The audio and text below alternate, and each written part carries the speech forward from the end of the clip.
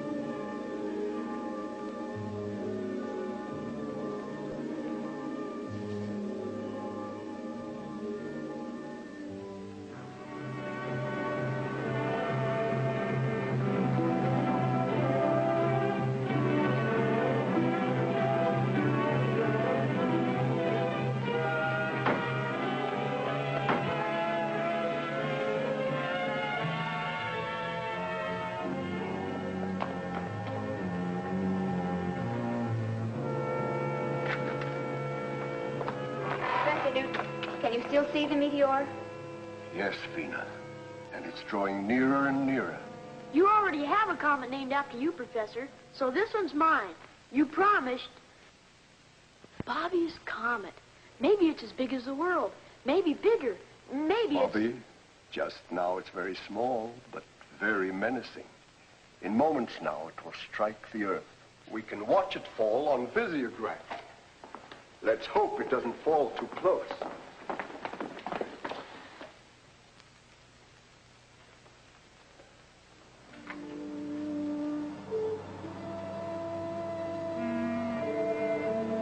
Gosh, Vina, it'd be a dirty trick if my comet landed on top of us. There's no sound to a comet or a meteor.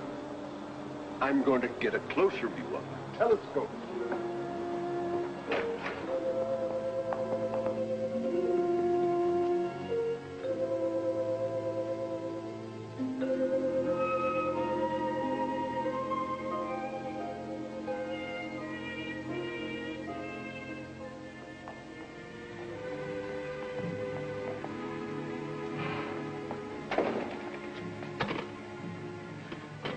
Mr. Secretary!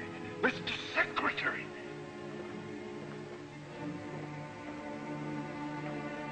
Yes, Professor, what is your latest observation of the meteor approaching Earth?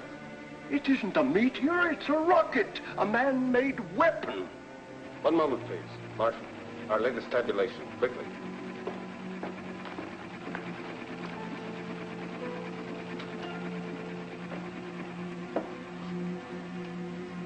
Position now. Celestial meridian, 87 degrees. Parallel, 233 degrees. Moment of contact with Earth, checked, rechecked, and is now absolute. 1510 plus 30. Professor Newton, who's shooting at us? I don't know, Bobby. No one knows.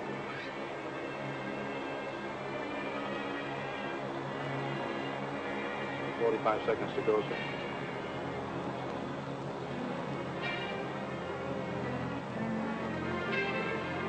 20 seconds, sir. We'll crash 2 degrees, 0.5 north of here. Why, it's headed right for the Newton Observatory where the professor is.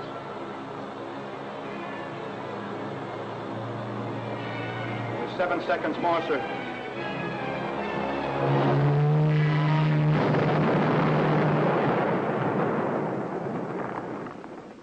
Professor Newton, Dina, and Bobby. Professor Newton, answer. Are you all right? A meteor is playing tag with us, but we're okay, Mr. Secretary. Yes. Luckily, the weapon just missed the mountaintop here where we are.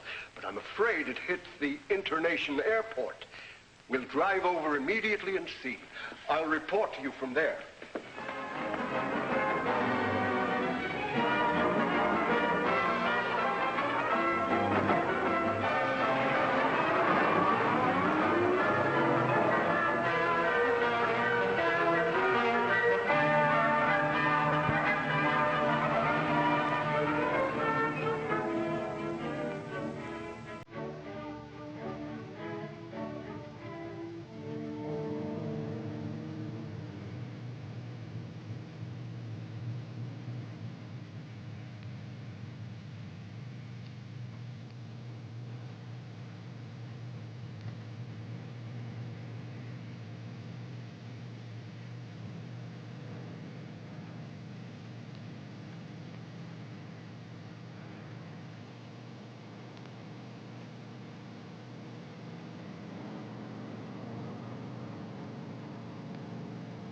Secretary. Mr. Secretary.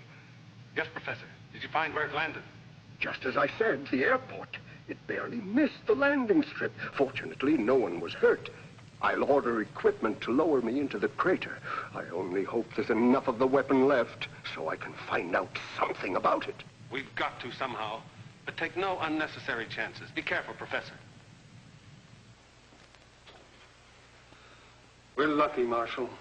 If this is the start of a bombardment of Earth, their first shot was wasted. Where's Rocky Jones? That's Rocky in his orbit jet, sir. Rocky isn't convinced that Griff is dead, so he's patrolling the Asiatic region to be on the lookout. Right?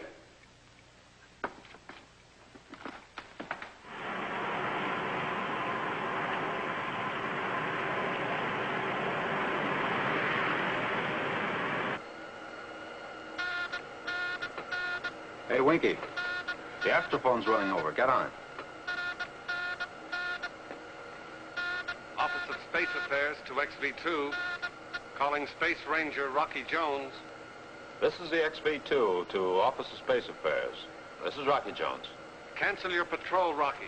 Report back immediately. Yes, sir.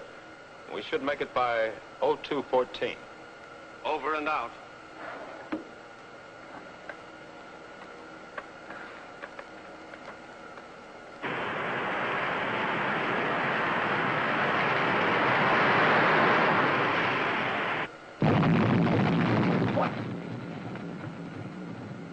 Okay, Rocky, cut it out.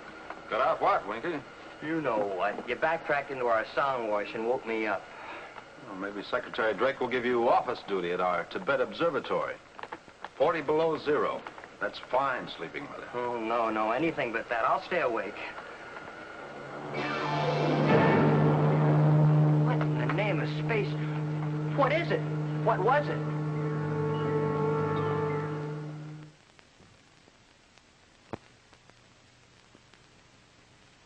Now these are the fragments I was able to dig from the crater.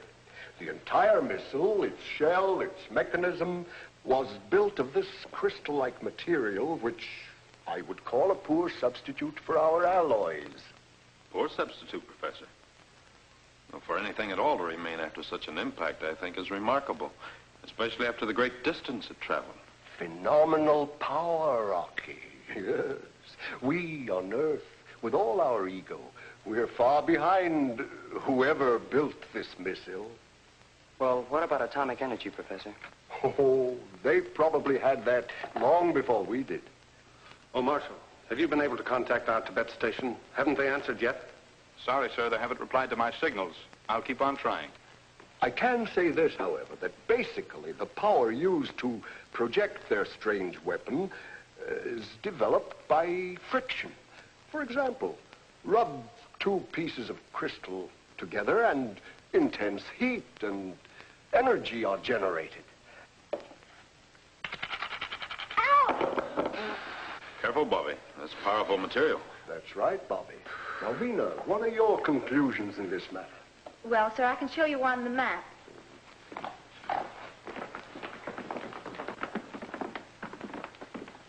By backtracking the constant arc of the orbit, since you first saw the missile, it could only have come from here, Jupiter's moon.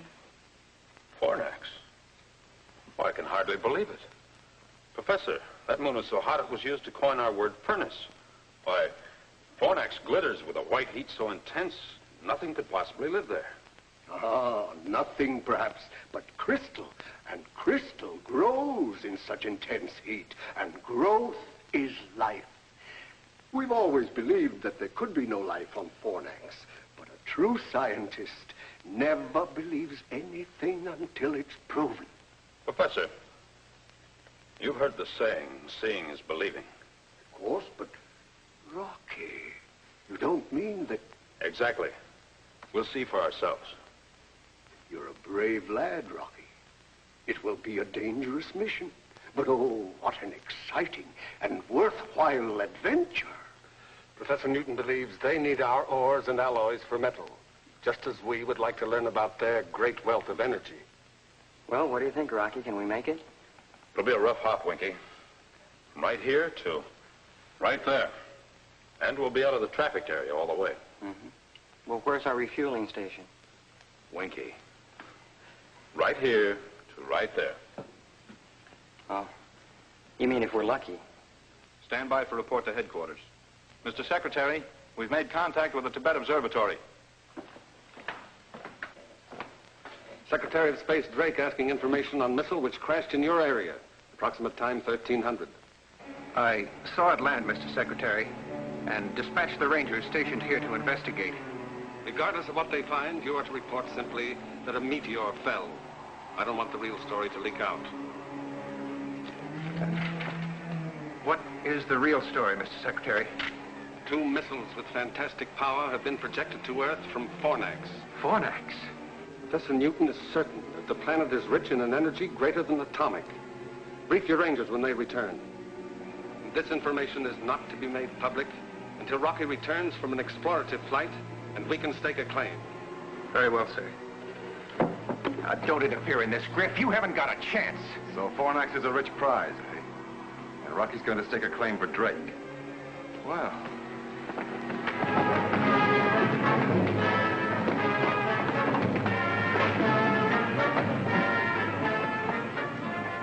Sorry, Rocky, you won't get to Fornax first. In fact, you won't get there at all.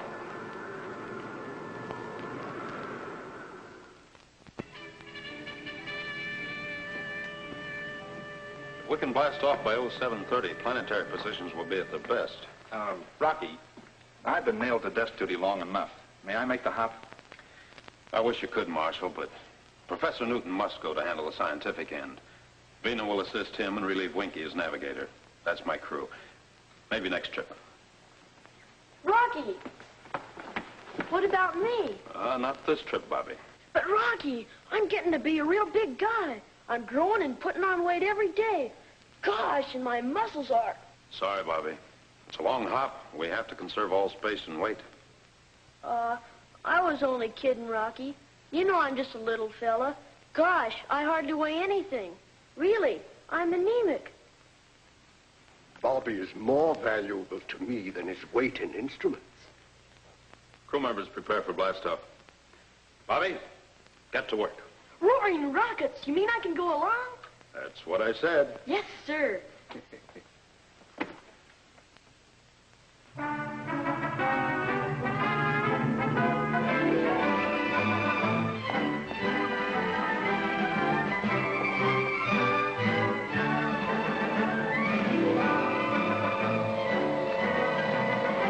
Start off there, boys!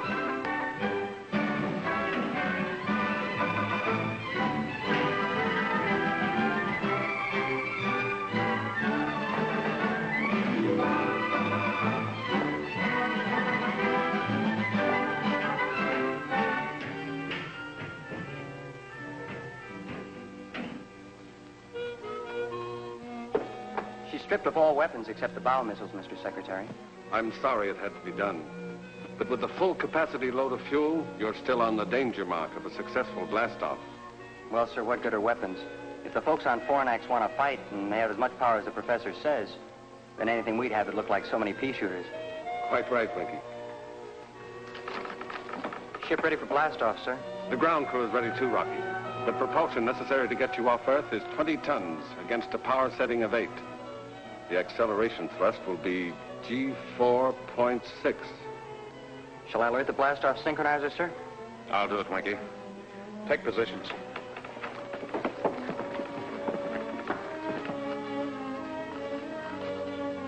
Ovina.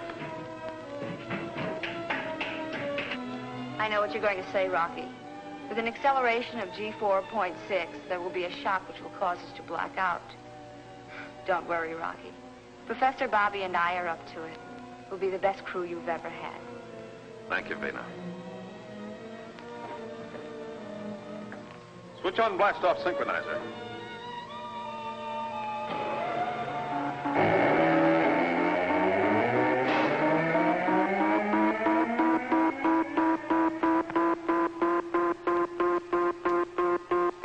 Happy landing on Fornax, Rocky. My main worries will be over when you're safely in space. You're loaded with fuel to the limit. We'll make it, sir.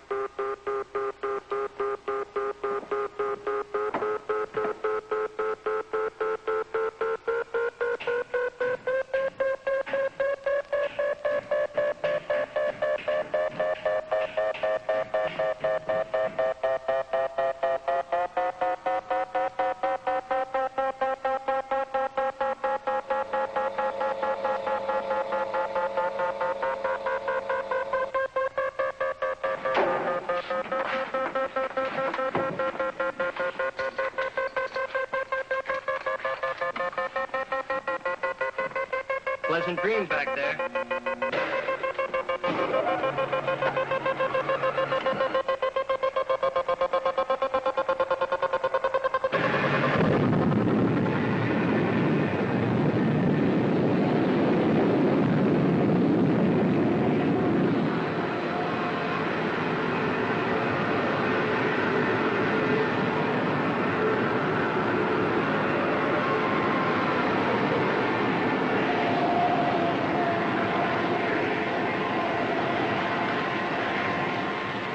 Perfect blast-off, sir. I sure hope the robot control keeps the ship on course until Rocky returns to consciousness. I'm sure it will, Marshal.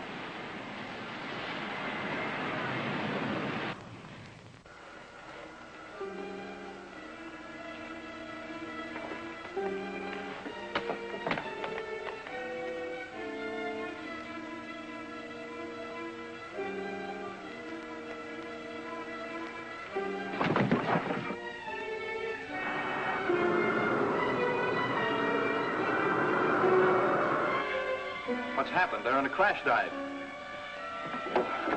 Rocky! Rocky, can you hear me? Rocky! Come in, Rocky! Rocky! Pull out of your dive!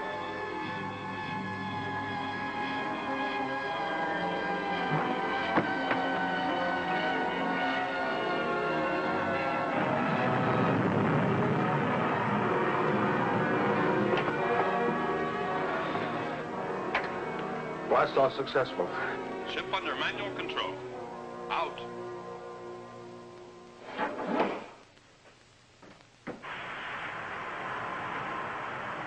Gosh, what happened? You must have come to and then blacked out again. Golly, Rocky, Go tell the crew the blast off was super stellar.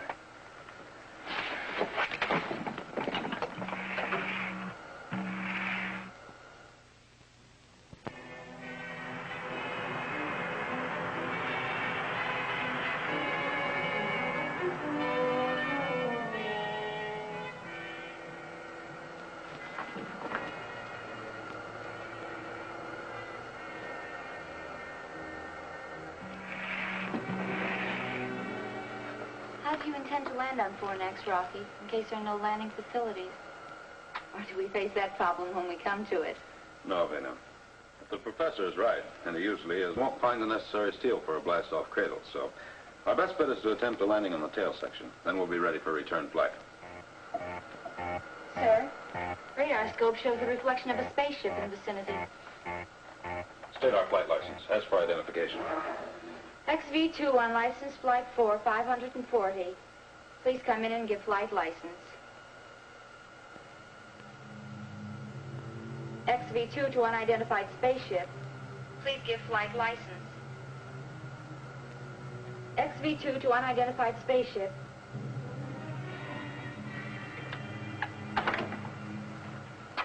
We haven't got a license, Rocky, but you'll find out who it is soon enough.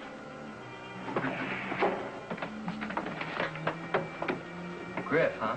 Right.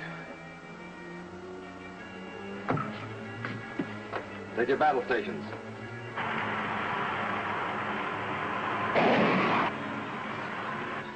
Load missiles in forward tube. Okay, Rocky. But that won't much more than scratch the paint of that ship. I know. Our only chance is to climb up into the rocket wars and score a direct hit in the tubes. That's going to be awful hot work and awful good shooting.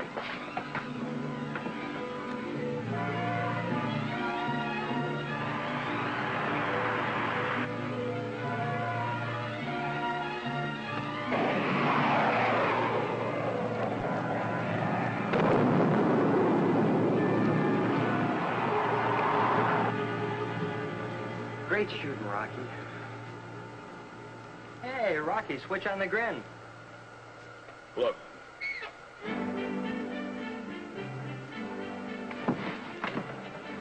Call the crew forward, Mikey.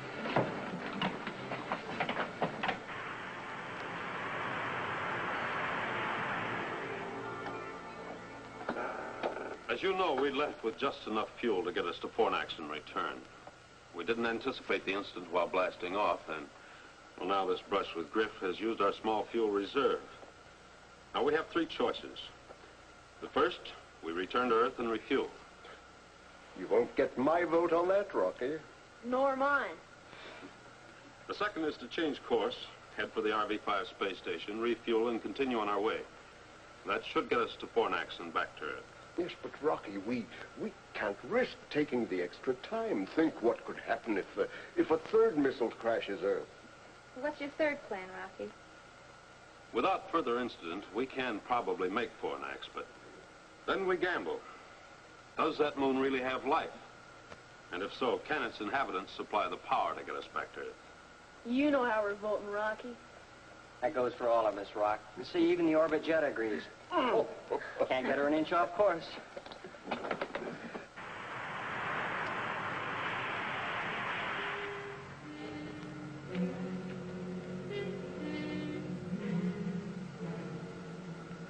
Hey, Winky, you see what I see?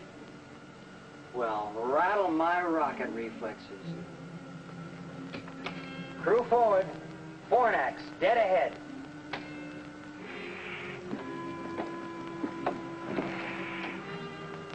Mighty meteor. It's terrific. But sort of creepy, too. How many times have I watched and studied Jupiter's moon in the telescope? And now I'm going to land on it. Part of that moon looks like millions of diamonds. That starts to confirm your theory, Professor Newton. Prepare for landing. Take positions and check each other's safety harness.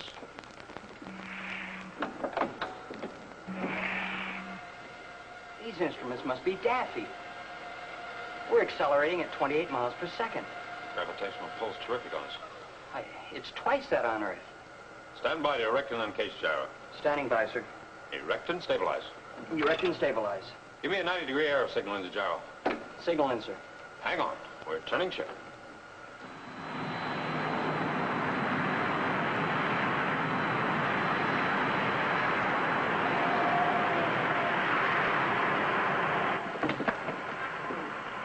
Set power, counteract gravitational pull. Counteraction power on, sir. Give me 3G boost, Winky. 3 Gs. Give me an altitude count down. 65,000. 55,000.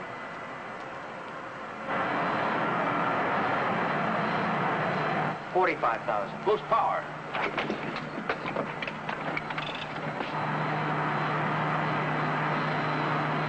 Give me more, Winky. More!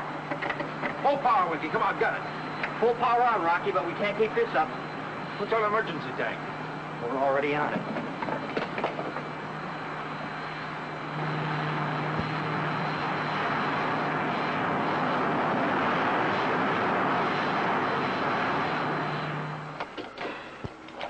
Sparkling stardust, Skipper. I never thought we'd make it. End of the line, folks. Step right up for your first look at Fornax. Now, folks, don't crowd. There's plenty of room for one and all. Amazing. This means there is life, some kind of life here. Yeah, but what kind?